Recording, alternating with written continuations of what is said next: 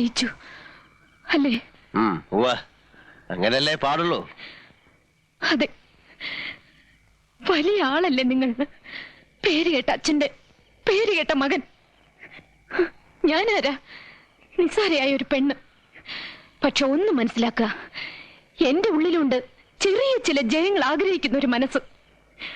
അതിനെനിക്ക് തൃപ്തിപ്പെടുത്തിയേ പറ്റൂ. നിങ്ങളെപ്പോലെ രാഭാസന്റെ മുന്നിൽ ചിലങ്ക കെട്ടി ആടിയപ്പോ കളങ്കപ്പെട്ടത് ദൈവദത്തമായൊരു കലയാണ്.